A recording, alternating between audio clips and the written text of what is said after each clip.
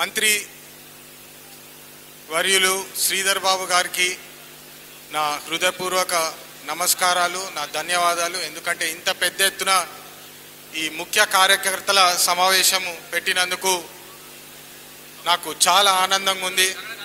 మీ అందరి ఆశీస్సులు, నేను ఇక్కడ వచ్చిన ప్రతి కార్యకర్తకు పేరు పేరున నా హృదయపూర్వక నమస్కారాలు, నా శిరస్సు ఉంచి నమస్కరిస్తున్నాను.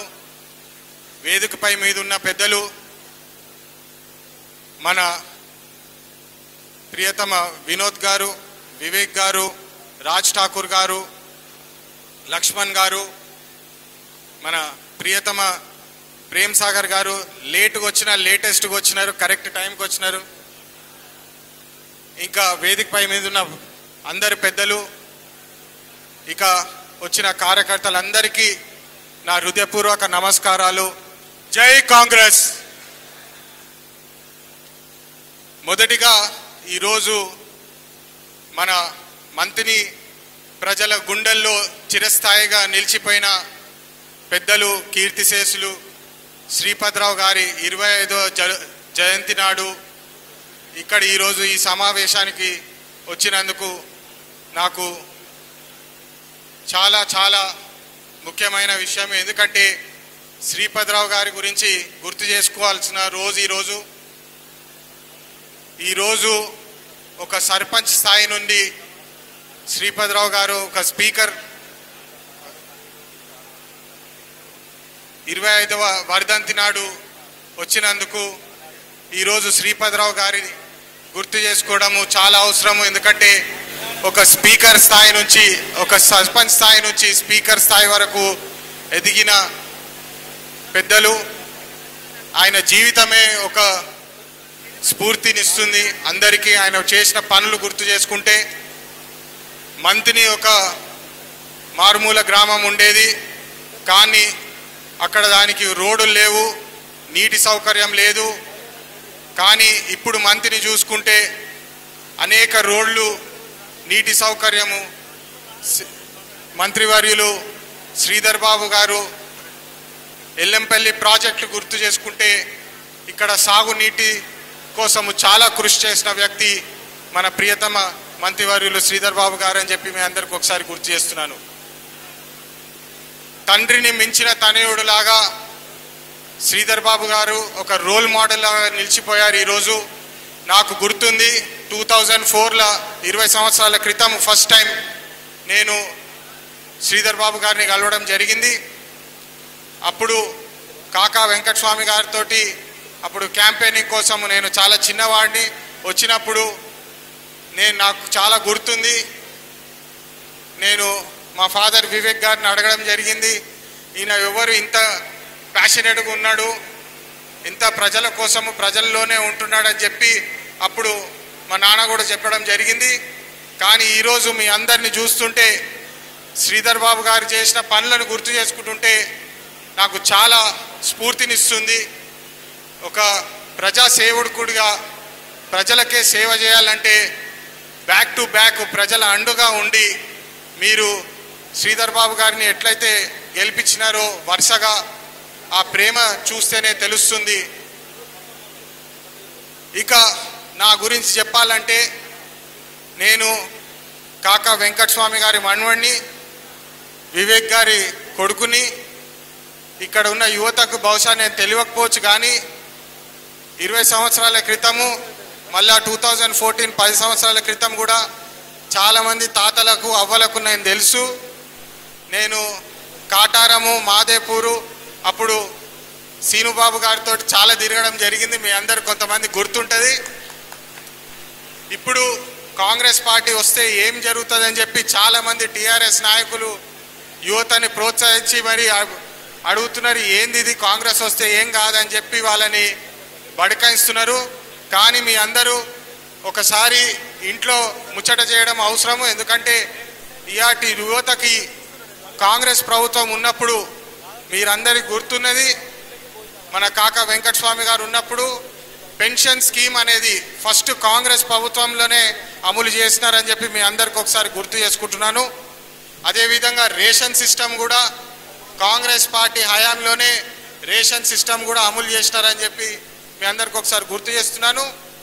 అదేవిధంగా ఇక్కడ ఈ పెద్దపల్లి ప్రాంతంలో రామగుండం ఫర్టిలైజర్ కార్పొరేషన్ కానివ్వండి, లేదా జైపూర్ పవర్ ప్లాంట్ కానివ్వండి, అప్పుడు సింగరేణి సంస్థకే ఇబ్బందిలో ఉన్నప్పుడు 450 కోట్లు ఇంట్రెస్ట్ ఫ్రీ లోన్ ఇప్పించి 1,00,000 పైన ఉద్యోగాలు, కార్మికుల ఉద్యోగాలు అప్పుడు కాపాడిన ఘనత కాంగ్రెస్ పార్టీదే అని చెప్పి మీ అందరికి ఒకసారి గుర్తు చేస్తున్నాను.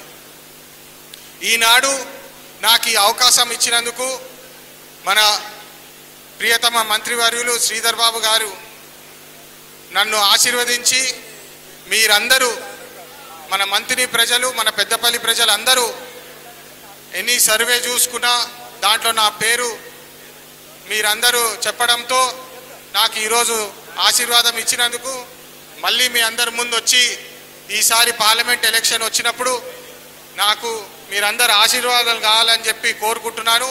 మీ ఇంట్లో ఒక చిన్న కొడుకులాగా నన్ను భావించి నాకు మీరు ఆశీర్వాదం ఇస్తే పార్లమెంట్లో మన మంత్రి ప్రాంతానికి, మన పెద్దపల్లి ప్రాంతానికి అనేక అవకాశాలు, మన ఉద్యోగాలు, మన నీళ్లు, మన రోడ్లు కోసం పోరాడి మరి నేను మన పెద్దపల్లి ప్రాంతానికి తీసుకొస్తానని చెప్పి మంత్రి శ్రీధర్ బాబు గారి ఆశీస్సులతోటి, ఇక్కడ ఉన్న 7 ఎమ్మెల్యేల ఆశీస్సులతోటి నేను మీ అందరి సోదరుల లెక్క పనిచేసి కృషి చేసి ఇక్కడ పనిచేస్తానని చెప్పి మీ అందరికి తెలియజేస్తున్నాను.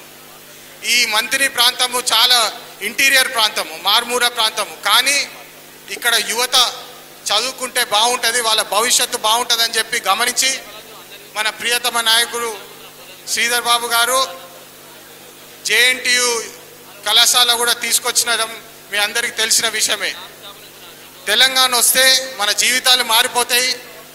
1500 మంది ప్రాణ బలిదానాల మీద కుర్చీ వేసుకొని కూర్చున్న కేసీఆర్ గారు అప్పుడు తెలంగాణ యువత ప్రతి ఇంటికి ఒక ఉద్యోగం ఇస్తా అని చెప్పి అప్పుడు మాటిచ్చి మనకు మోసం చేసినది మీ అందరూ గమనిస్తూనే ఉన్నారు. ఇప్పుడు కాంగ్రెస్ ప్రభుత్వం వచ్చిన తర్వాత, ఈ ప్రజాపాలన వచ్చిన తర్వాత ఖచ్చితంగా పెద్దపల్లి ప్రాంతానికి, మంత్రి ప్రాంతానికి ఇక్కడ ఉన్న యువత ఈరోజు బీకామ్లు చదివి, ఎంబీఏలు చదివి ఆటోలు నడుపుకునే పరిస్థితి ఉన్నది.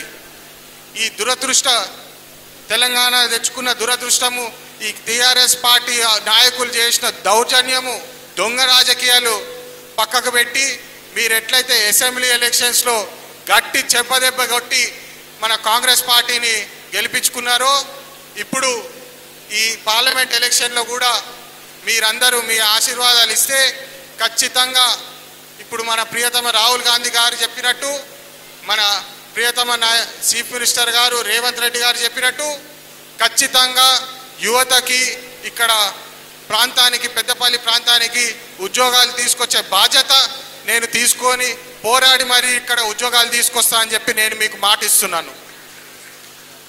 ఇక్కడ మన కార్మికులు ఎక్కువ. నేను నా గురించి చెప్పుకోవాలంటే ఇప్పుడే మంత్రి గారు చెప్పినట్టు నేను గత 15 సంవత్సరాలు నేను నా వంతు ఒక సొంత బైక్ కంపెనీ పెట్టుకొని వందలాది మందికి ఉపాధి కల్పించినాను.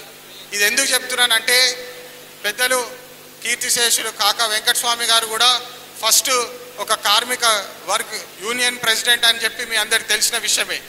కార్మికులకు మంచిగా చూసుకోవాలా, వాళ్ళు బాగుంటేనే మన సంస్థలు బాగుంటాయని చెప్పి చిన్ననాటి నుంచి నాకు నేర్పిస్తూ వచ్చారు. కాక నీడల పెరిగిన మనిషిని ఖచ్చితంగా కార్మికులకు ఇక్కడ అండదండగా ఉంటాయని చెప్పి మళ్ళొకసారి మీ అందరికీ మాటిస్తున్నాను.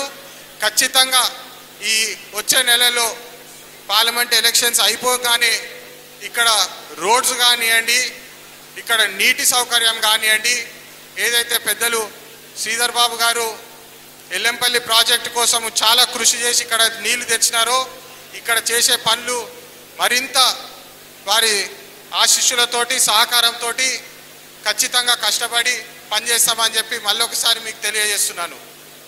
ఇక మహిళలు చాలా ఎక్కువ మన మంత్రి పెద్దపల్లి ప్రాంతంలో. ఇది గుర్తించి మన ప్రియతమ రాహుల్ గాంధీ గారు మహిళలకు సంవత్సరానికి 1,00,000 రూపాయలు ఇంటికి ఇస్తామని చెప్పి ప్రకటించడం జరిగింది మన క్యాంపెయిన్ మేనిఫెస్టోలో.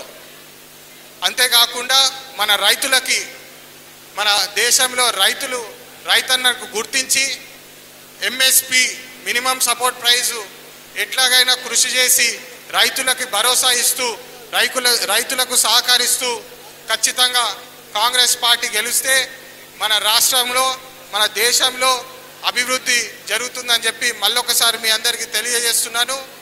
నేను ఇంతకుముందు కూడా చెప్పినాను, నా వయసు చాలా చిన్నది, మీ అందరి ఇంట్లో వాడిని ఒక చిన్న కొడుకులాగా చూసుకొని ఎట్లయితే శ్రీధర్ బాబు గారు నాకు బ్లెస్సింగ్స్ ఇచ్చి నాకు ఈ టికెట్ వచ్చేలా చూశారో మీరందరూ మీ ఆశీర్వాదాలు ఇచ్చి నన్ను పార్లమెంట్ సభ్యుడిగా గెలిపించుకుంటే నేను మీ అందరికీ రుణపడి ఉంటాను.